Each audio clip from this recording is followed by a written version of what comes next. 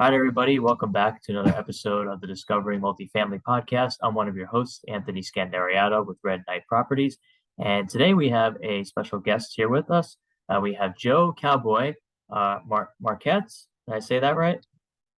Close enough. Marques has been pronounced many ways. Okay, Marques, I apologize for that. But Joe's been involved in numerous real estate development projects across the U.S., ranging from turnkey subdivisions, multifamily, which is obviously what we're going to talk about today on this show, condos, resorts, mixed use. He has a extensive background in environmental remediation. Typically when you're looking at a development site, that could make or break the deal.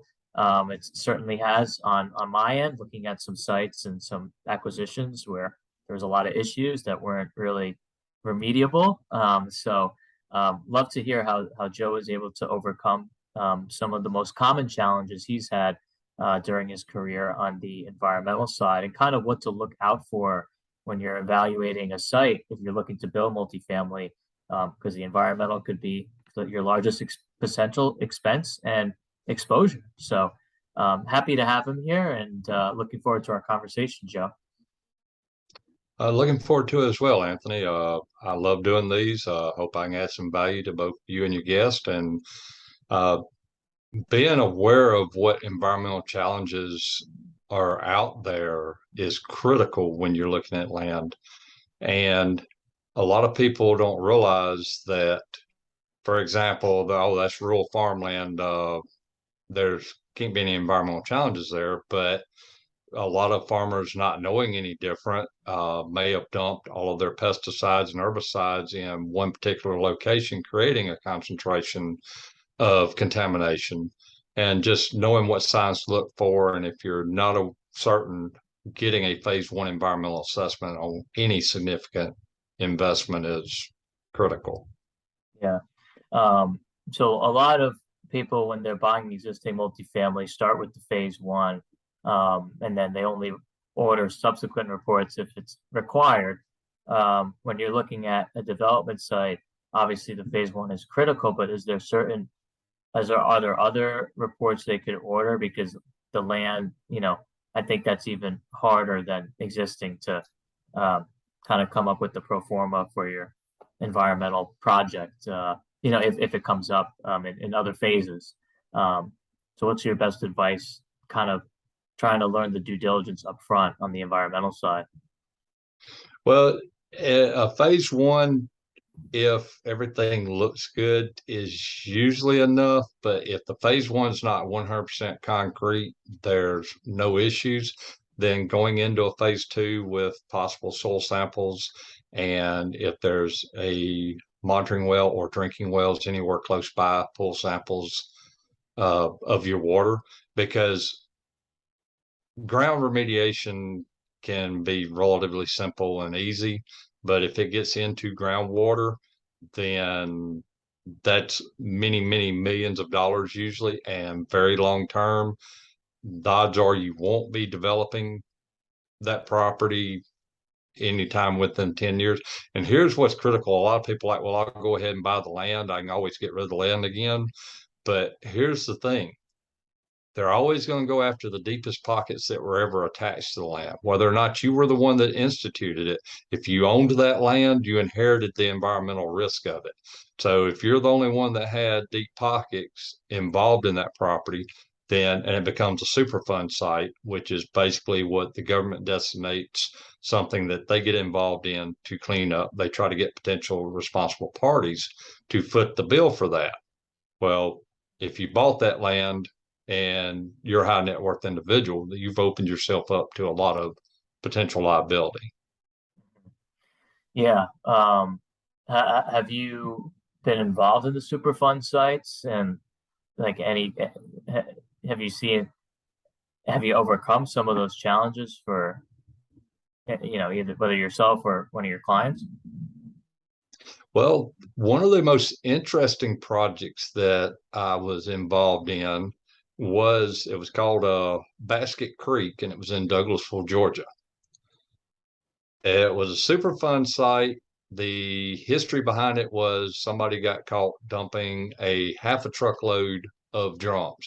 So we went in to remediate the site, and it was supposed to be up to a half a truckload of drums and maybe a little bit of contaminated soil. Well, 9,000 and something drums, 11,000 and something tires, and 40,000 tons of contaminated soil later, we had that site cleaned up. What it actually was an illegal dump that people had been using for years. One particular company had been using for years, and it was a big, deep ravine. Well, they'd done covered up. Well, when they got caught, it looked like a little shallow swell that they backed into and dumped drums. But when you walk to the backside of that ravine, there was a 25-foot wall of what you knew was fill. So that's the potential how quick something can escalate.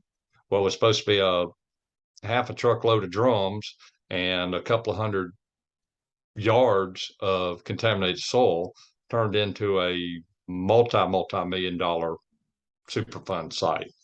And Wow. then one of the biggest liabilities that I dodged was with a partner that was wanting to buy property near the Mobile shipyard.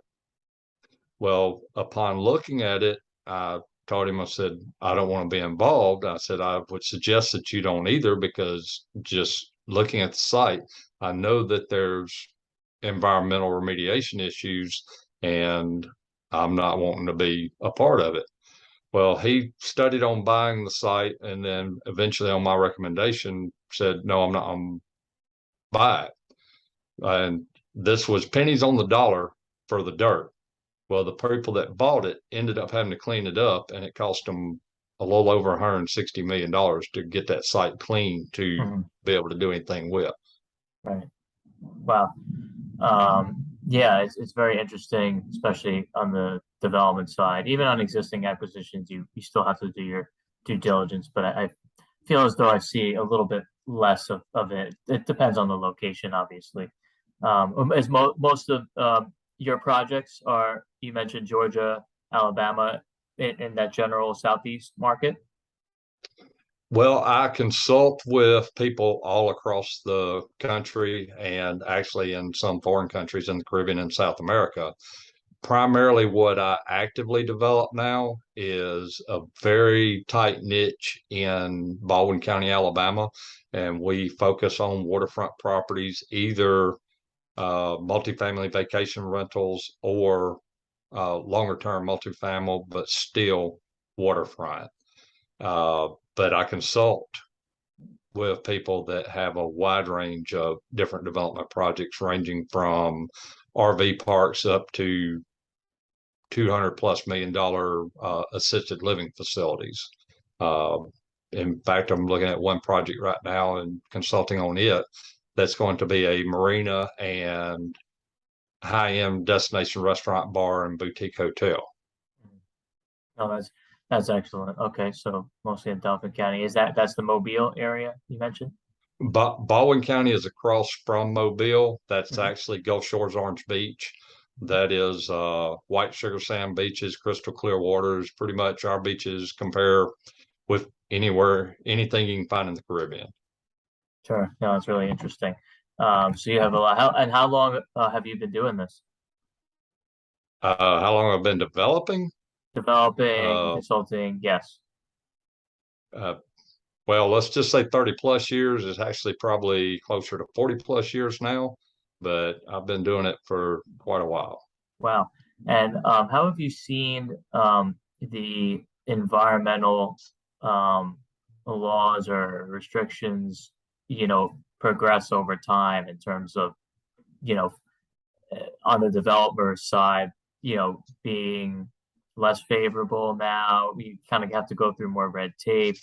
How have you kind of seen that progress? I feel like, 30 years ago it was a lot easier. Wasn't as much red tape as there is now. So what has been your experience, at least recently?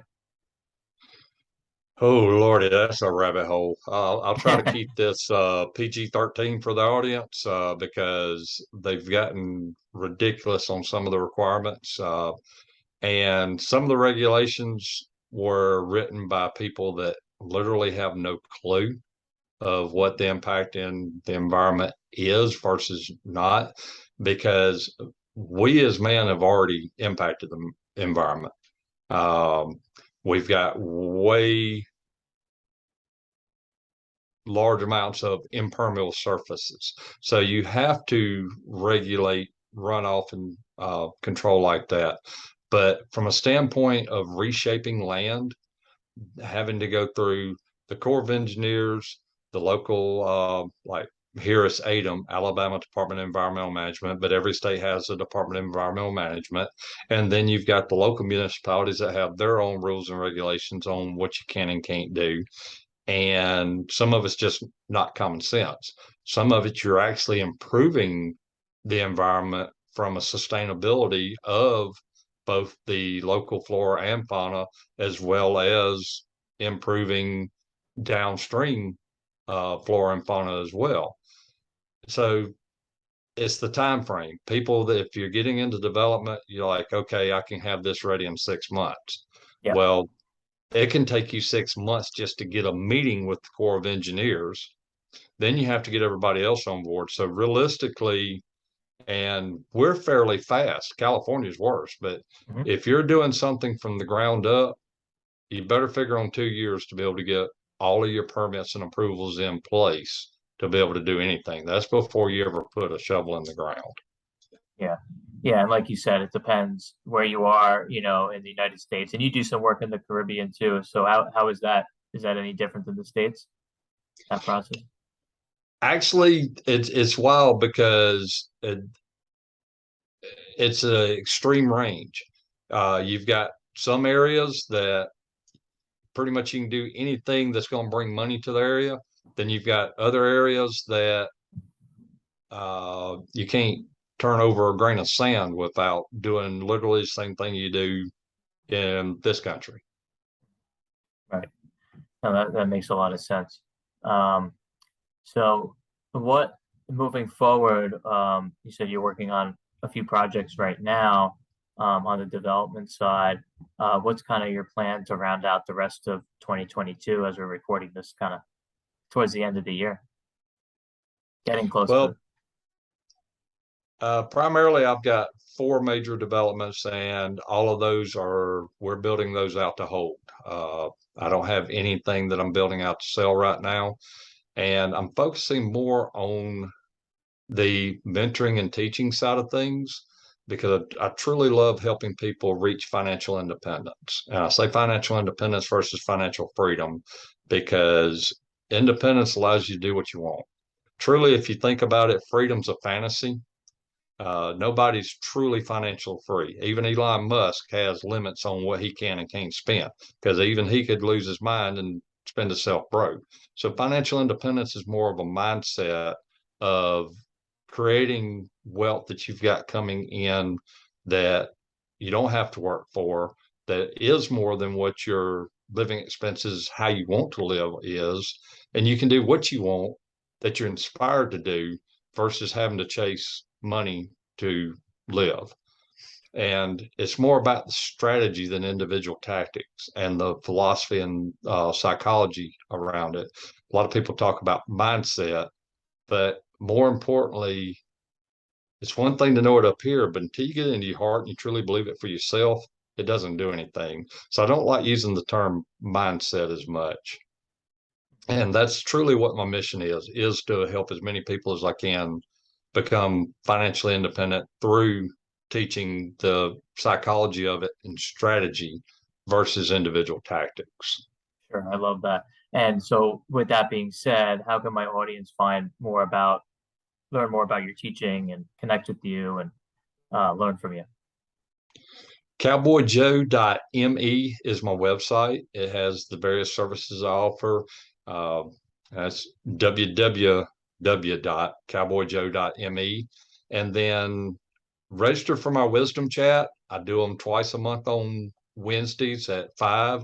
It's free, and we hit every topic that you can possibly think of, from relationships and how they're the critical key to your business and investment success, We talk about cryptocurrency, digital assets, and them being disruptive technologies and how it's going to change everything, including multifamily and development over the coming years. And then just a wide range of topics. And then there's Q&A afterwards. I also have a crypto club. If you want to ask questions about cryptocurrency, I have that as well. That's all on my website. And there's a lot more information about me and how to get in touch with me on it. Excellent. And we'll have a link to Joe's, website, his chat form, and, social media descriptions in our social media description, and as well as on iTunes. And if you liked what you heard and or saw today, please give us a rating and review on iTunes. It helps Joe and our audience get our message out to grasp a wider net. So we'd really appreciate that, and really appreciate your time for coming on the show today, Joe, and look forward to staying in touch. I appreciate you for inviting me. Like I said, I truly love doing this. I love teaching people, and it is part of my mission. So thank you. Thank you, Joe.